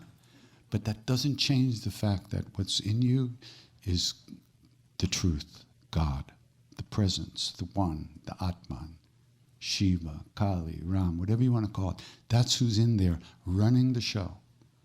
We just think we're doing it, but that's okay. Otherwise, nothing would get done because that's the way we do things. We think we're doing things. So I saw very clearly it was okay to be stupid and think that. It didn't matter. It didn't change this, right? This is always here. Can't go anywhere. You can't be away from here. Everywhere you go, you're here. It's always here. And not knowing that was okay. Not being aware of that was okay. But that over time, through grace and training,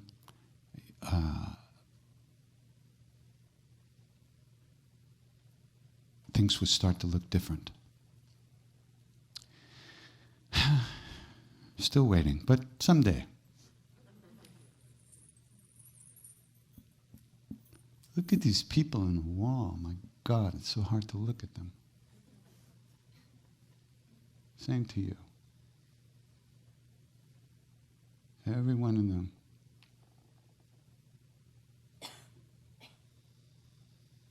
Are they all past? Huh? Are they all, is any of them? They were never here. They just pretended to be. For our sake. That was the other thing when I came back from India.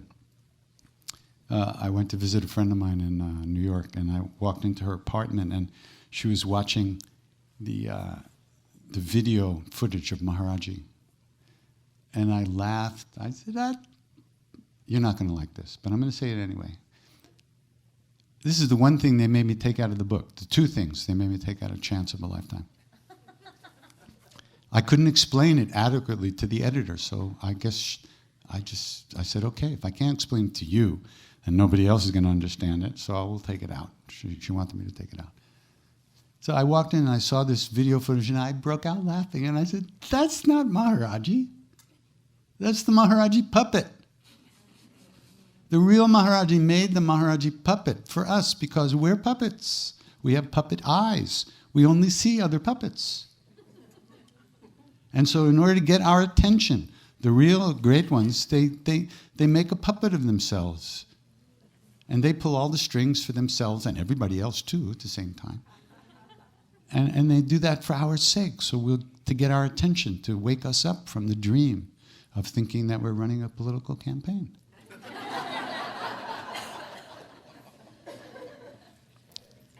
I'm not even going to say it.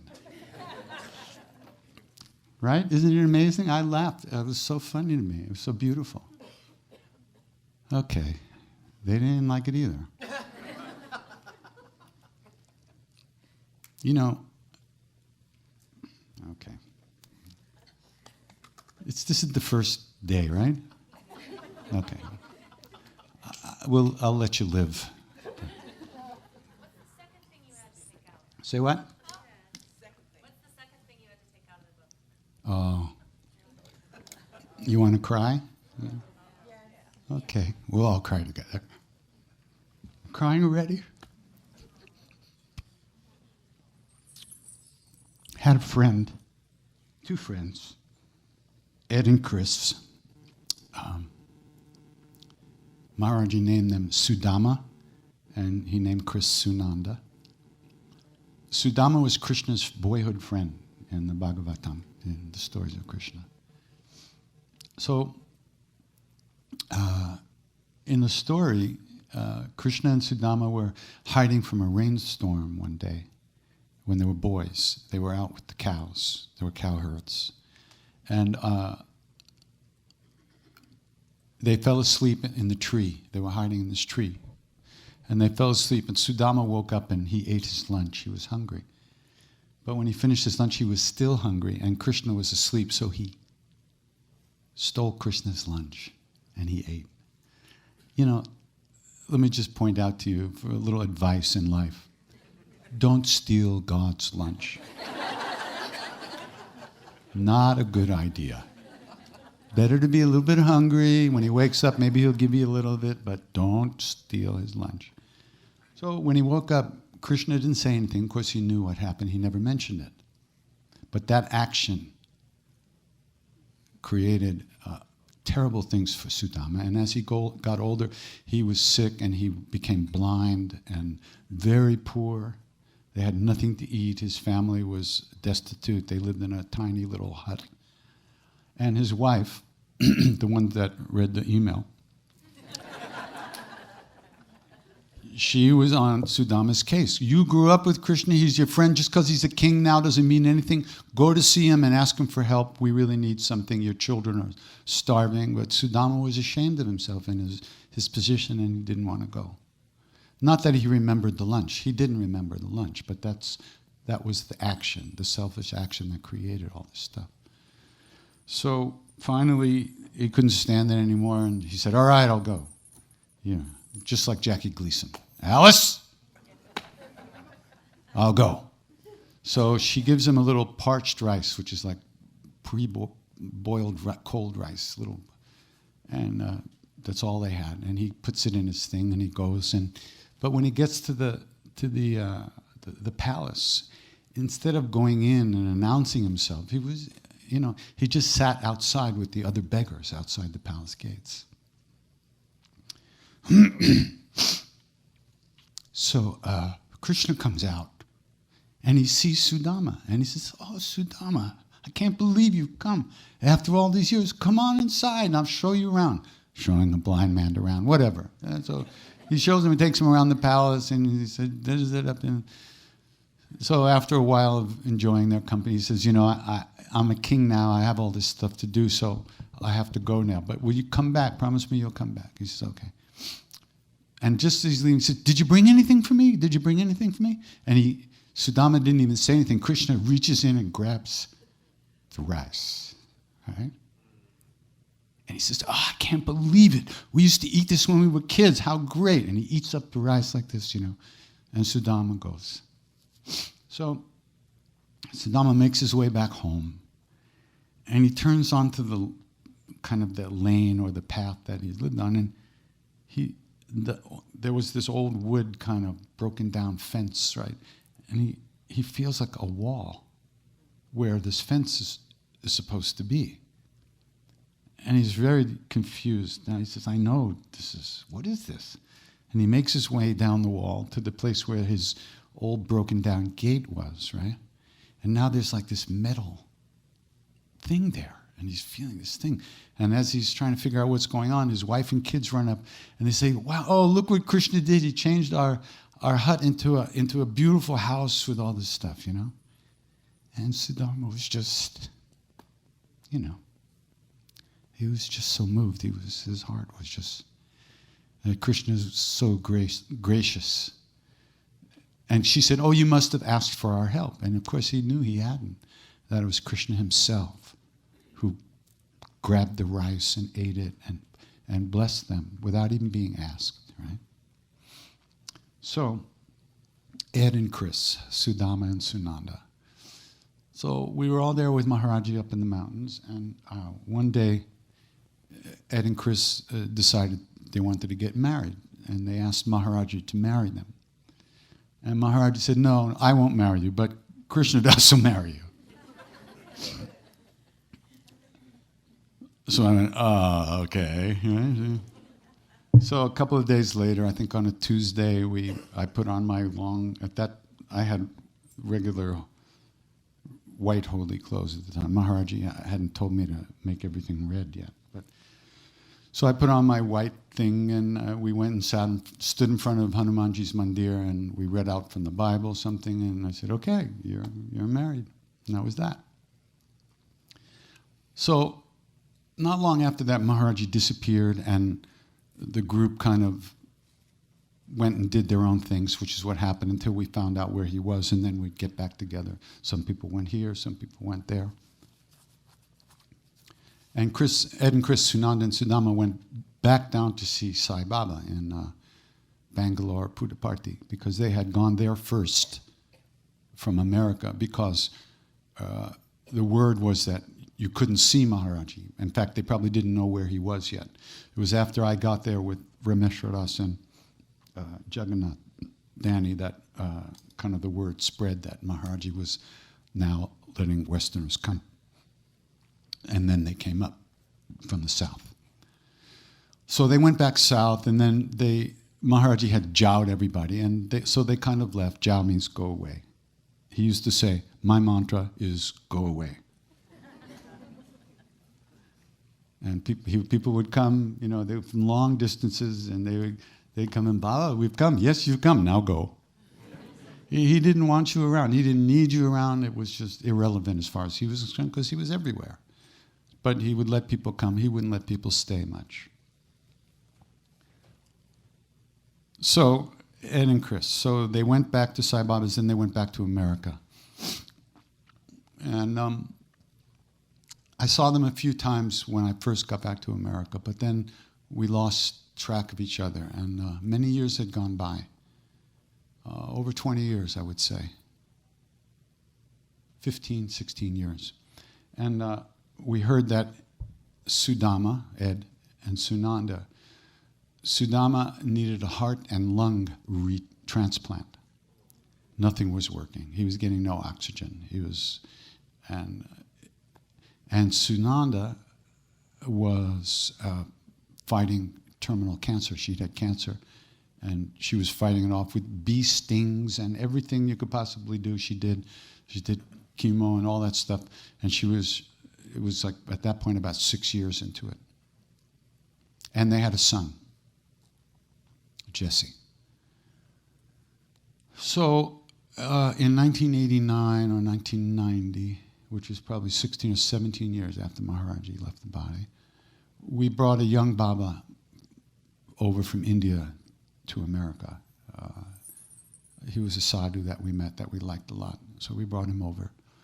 And when we got to the house that he was going to stay at, the woman there, who was an old devotee of Maharaji's and an old friend of Sudama's, and Sunanda told the Baba about Sudama, who was in very bad shape now. So the Baba looked at me and said, tomorrow morning, first thing, we're going to see him. So the next day, we drove to Queens. He was living in Queens in an apartment by himself. And he was expecting us, but it still took him 20 minutes to get to the door.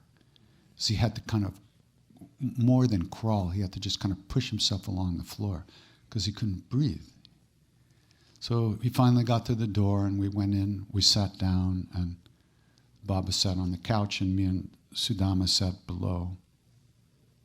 And Baba asked me to sing Hanuman Chalisa, so I was singing, and I saw Sudama, not Chris, Eddie, mouthing the words, because he couldn't sing, he couldn't breathe, he was just, and he was having trouble sitting up. And then after a little while, we left him there and went home. So later that night, there was a phone call from Sudama, and he asked for me, so I got the phone, and he said how wonderful he felt, and how incredible he felt that Maharaji had come back to him after all these years, and his heart was just completely full of love, he said, Next morning he was dead. The Maharaji gave him that name all those years before. Same story. At the end of his life, everything came back to Sudama. And the same here with Chris, with Ed and Chris. And Sunanda, 6 months later, their son died of an accidental overdose of heroin. And 6 months later, she died from the cancer. In 12 months, the whole family was wiped. Right? And I remember thinking, Maharaj could have changed this. He knew what was going to happen. And by not marrying them, he allowed this to happen. Because it had to be the only way or the best way for them to live through whatever karmas was creating this situation. He could override it. But perhaps it was better, the best way he could do it was to allow it to happen as it was going to happen and to do whatever he could from the inside to give them the strength to live through it in the best way. See, that's what I couldn't explain to her, and I probably didn't explain it to you. I can't give you that kind of understanding that I have of Maharaji. I've seen him do everything. Every day you heard another story about him bringing somebody back from the dead, curing somebody's illness, getting somebody straightened out. Every day, 24/7, that's all he did. And if he allowed this to happen, then it had to be the best thing for them. Otherwise, he would not allow it to happen. It had to happen this way for their own sake. And here's another thing. The Baba, who is not Maharaji and doesn't have that same, he told me to try to take care of their son, right? Jesse, the one who died 6 months later. And the funny thing was, I never saw the guy. I never saw him. I felt a little uncomfortable kind of jumping into his life. One day I was riding the subway in New York City. And I looked in the car, and I knew that Jesse was like, he used to play hooky from school and come into the city and do graffiti in the city and then go back home to the suburbs. I saw him on the subway car. And I looked at him, and he caught my eye, and then he just looked down. And I kept looking, and I think, is that Jesse? Should I say something? Is that Jesse? This is New York. You know, this is a subway car. You don't talk to people. Is that Jesse? And before I decided to try to get his attention again, he left the car at the next station. And then next thing I heard, he had died. Maybe if I had reached out to him, maybe something would have happened. It wasn't to be. It wasn't to be.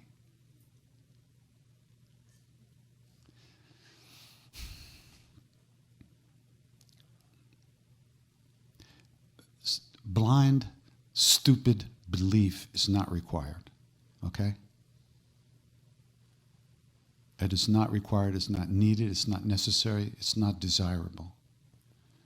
But to develop a real living faith in yourself, in this path, in the great beings that have revealed this path to us is a very blessed thing.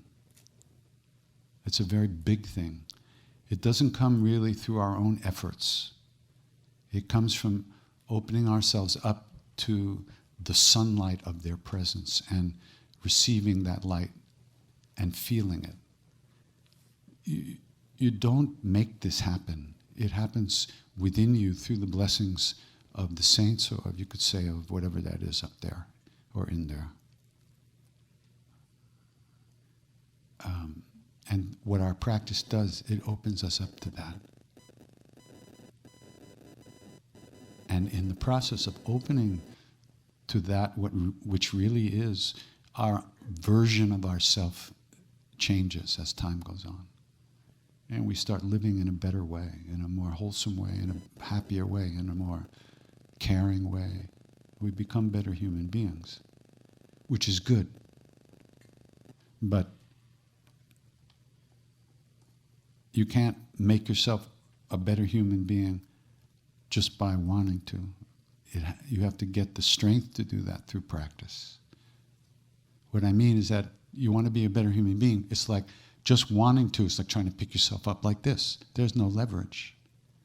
When you connect to a deeper part of yourself, then you get the strength to let go of the stuff that stops you from being a caring, compassionate person. The selfishness, the fear, the shame, the guilt, all the stuff that ties us up. We can only release that stuff as we connect to a deeper place within us. You have to promise to sit there every day. Okay? For the rest of my life. Okay. So that's what we're talking about here. And you can't fake it. You can't fake it. Because what's the sense of faking it, you know? Come on. You're still you at 3 a.m. You're there. And if you're faking it, you'll feel it. So it has to become real for us. That's the challenge. And how does that happen? We keep breathing, no matter what. That's the first requirement. And then it's good to eat at least once a day. And then after that, you have to add a little something else, a little ram, a couple asanas, whatever. You breathe a little bit, and that's it. Everything's good.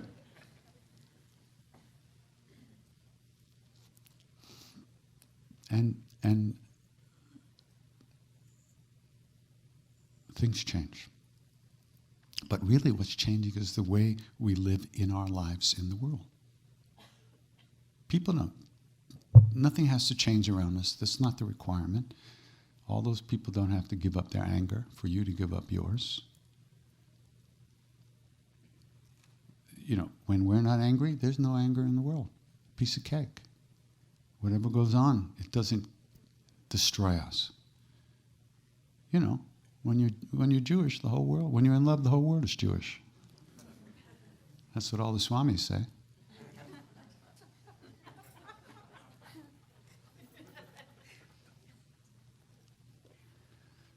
Ram Ram. Okay, that's it. 4:30.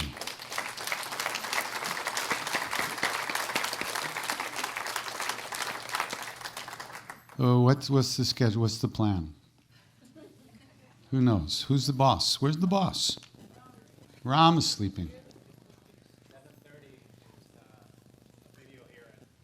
You're on at 8 o'clock. Okay, but we come in here at 7:30? Okay. Doors open for us at 6:30. Okay. All right. See you later.